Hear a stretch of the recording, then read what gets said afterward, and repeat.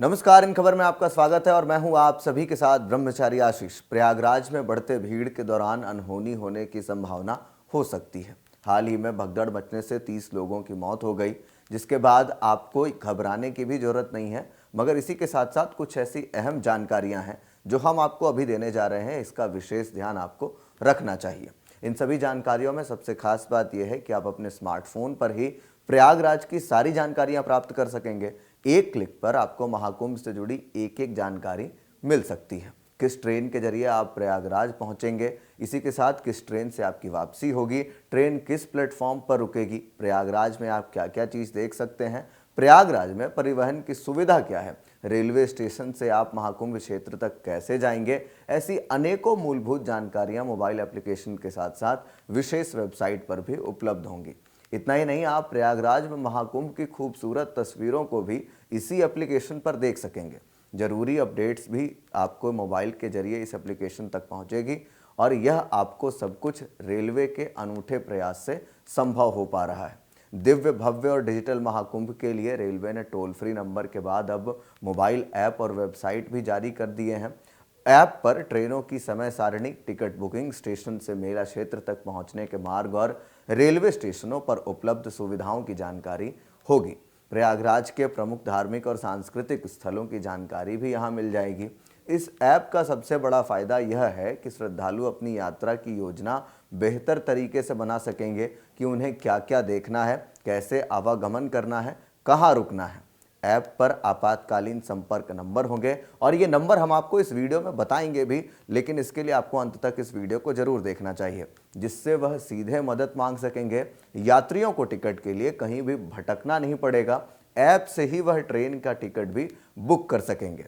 App पर waiting room, rest room, food stalls, पीने का पानी और इसी के साथ सफाई जैसी सुविधाओं के बारे में हिंदी और अंग्रेजी दोनों ही भाषाओं में जानकारी मिल रही है।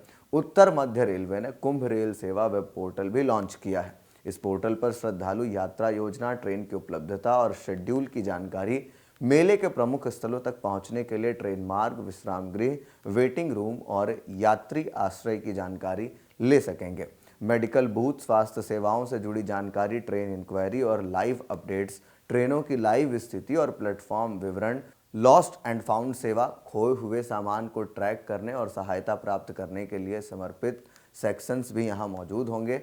और पोर्टल पर मेला स्थल के पास के रेलवे स्टेशनों और शटल सेवाओं की जानकारी भी इसमें दी गई है। इसके अलावा सुरक्षा से जुड़ी चेतावनियां और हेल्पलाइन नंबर, डिस्टेंस मीटर, मेला स्थल तक की दूरी और पहुंचने का अनुमानित समय, मेला प्रमुख स्थलों और आयोजनों से जुड़ी तस्वीरें और update, toll free helpline number 1800-4199-139 भी यहाँ पर उपलब्ध है। कुंभ के लिए एक और हेल्पलाइन नंबर 1920 जारी किया गया है, जिसके तहत आप खोया पाया और किसी भी आपात स्थिति की जानकारी तुरंत दे सकेंगे और आप तक समय रहते सहायता पहुंच जाएगी। एक विशेष बात आपको चलते चलते बता देते हैं कि संगम नोज को लेकर के बहुत सारे श्रद्धालुओं में कहीं ना कहीं मनोस्थिति रहती है कि वो वहीं पर जा कर के अपना जो है महाकुंभ में नहाएंगे।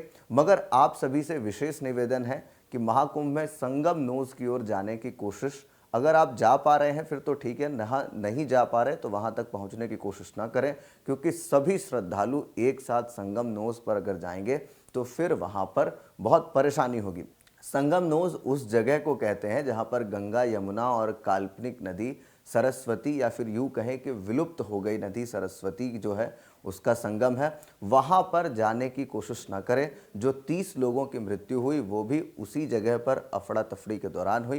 प्रशासन की बात को लगातार सुने। 112 हेल्पलाइन नंबर जो है, जो आप सभी जानते हैं, उसका भी उपयोग करें और उसके अलावा 1920 जो नंबर है उसका आप उपयोग करके किसी भी सहायता तक आसानी से पहुंच सकते हैं, या फिर आप तक सहायता जो है वो पहुंच सकती है। तो ऐसे में आप बिल्कुल भी जल्दीबाजी ना करें, भागने की कोशिश ना करें। फ़ोन पर ऐप्स के जरिए आप तक सारी जानकारी और सुविधाएं पहुंच रही हैं।